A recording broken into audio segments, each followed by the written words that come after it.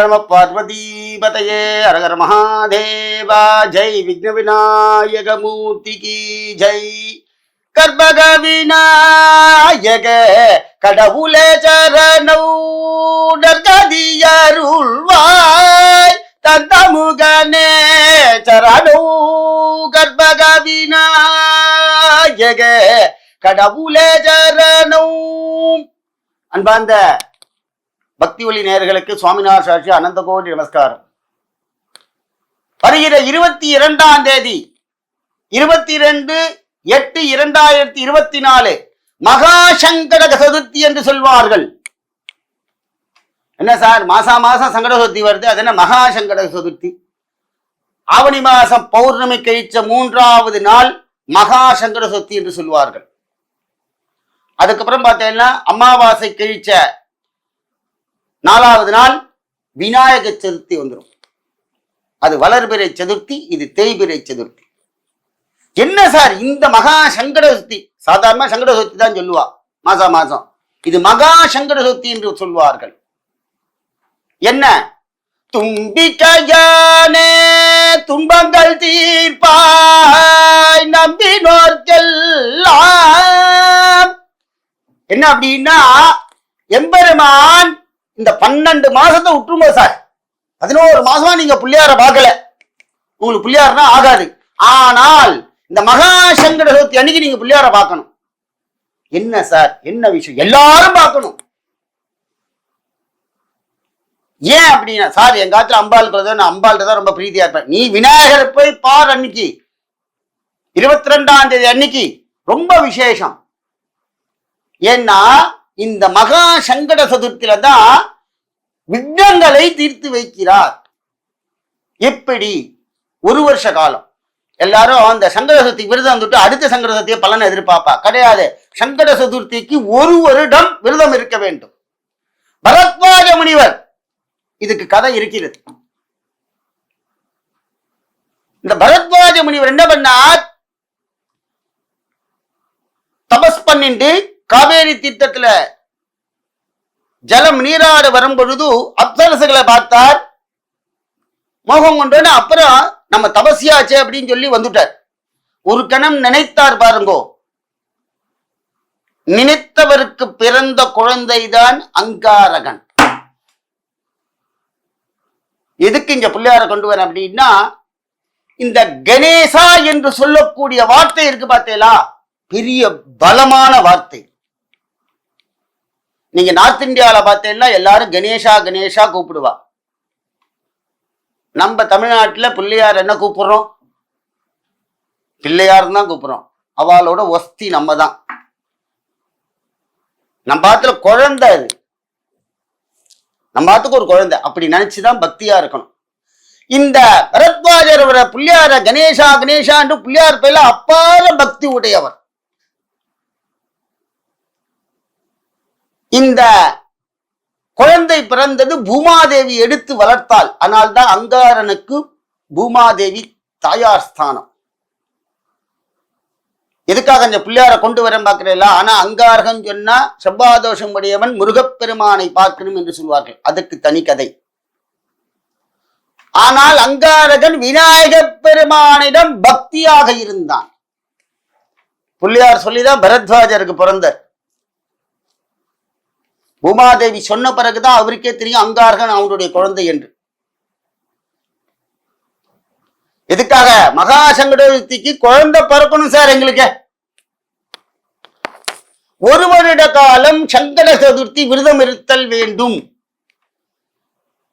இப்ப இந்த ஆவணியில ஆரம்பிச்சேன்னா அடுத்த ஆவணி வரைக்கும் நீங்க விரதம் இருக்கணும். அப்பதான் உங்க மகா பலன் கிடைக்கும். அதுதான் மகா சங்கட சதுர்த்தி என்று சொல்லுவார்கள். இதை இந்த 1 வருட காலம் நீங்க பிள்ளையார எந்த காரியத்துக்காக விரதம் இருக்கிறீர்களோ உங்களுடைய பக்தியில அடுத்த 2 மாசத்திலேயே உங்களுக்கு சக்சஸ் ஆனாலும் ரொம்ப சந்தோஷம். அப்படியே சக்சஸ் ஆனாலும் மகா சங்கட சதுர்த்தியில தான் பூர்த்தி பண்ணணும்.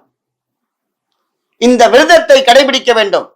காலையில எழுந்து ஸ்நானம் பண்ணிட்டு பிள்ளையார நினைச்சுண்டு சாயங்காலம் பிள்ளையார் கோவில்ல போய் அபிஷேகம் பார்த்து ஹோமங்களை கலந்துண்டு இந்த மாசம் அபிஷேகம் பார்ப்பா.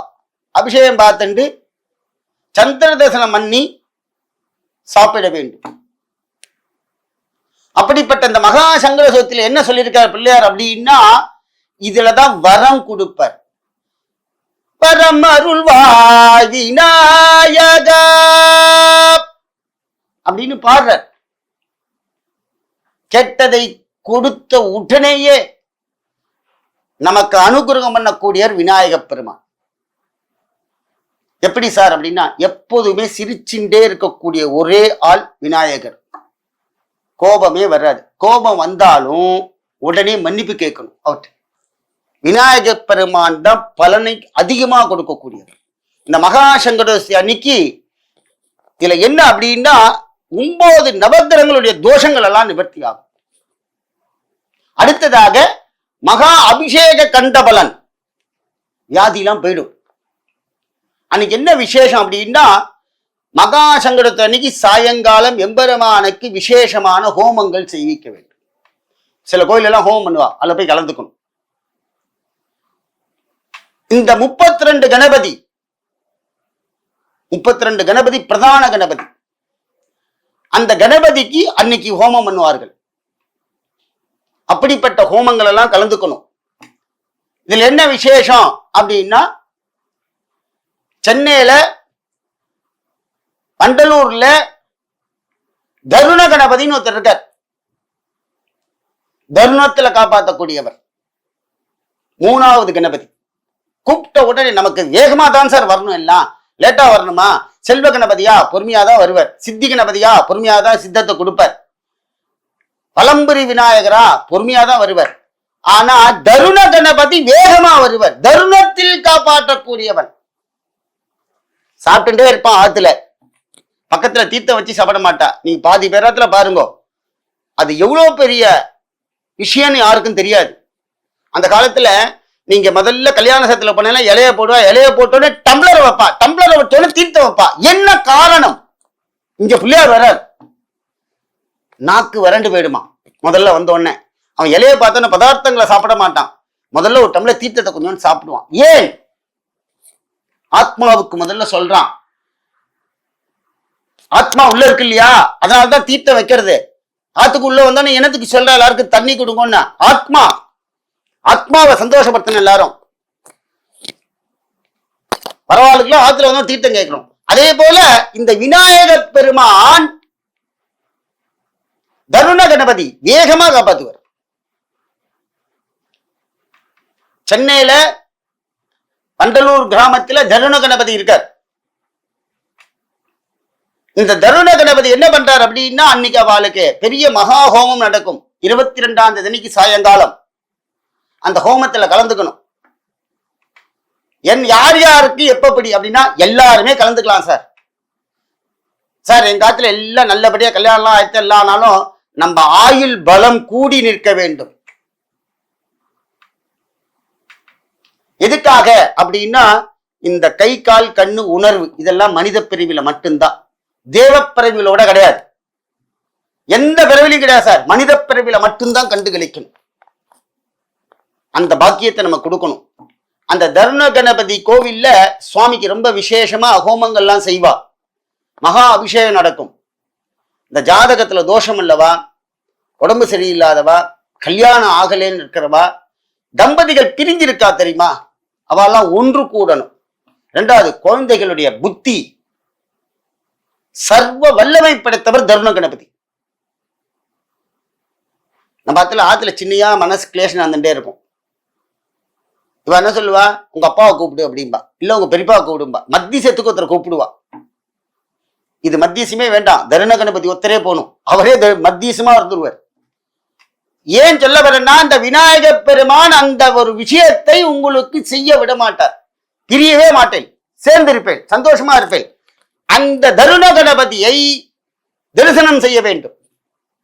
அன்னைக்கு ஒரு நாள் அந்த ஆலயத்துல போய் அந்த ஹோமத்துல போய் கலந்துக்கணும். ரொம்ப விசேஷமா இருக்கும்.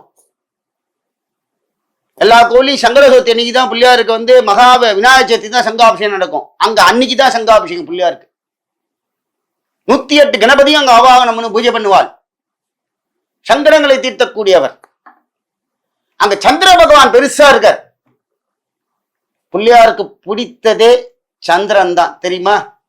சந்திரன் தான் சிரிச்சான், அவமானப்பட்டான். ஆனா விநாயகர் சந்திர பகவானுடைய கலை 64 கலைகள்ல ஒரு கலையை எடுத்து வாங்கி கொண்டவர் விநாயக பெருமான். ஒருத்தனை பாத்துல சிடு சிடு சிடுன்னு இருப்பான். இது 4 பேர் அண்ணா தம்பி அக்கா தங்கல்னா எல்லாரும் சிரிச்சு வச்சிருப்பா, ஒருத்த மட்டும் கடுப்படிச்சுன்னு இருப்பான். அவனை தான் நீங்க பார்க்கணும் சந்திரன். அவன் என்ன பேசினாலும் இந்த சிரிச்சு பேசினோட ஒரு காலத்துல விட்டுடுவா எல்லாரையும். ஆனா எவன் கிடுகிடுன்னு இருந்தானோ அவன் தான் கடைசி வரைக்கும் எல்லாரையும் காப்பாற்றுவான்.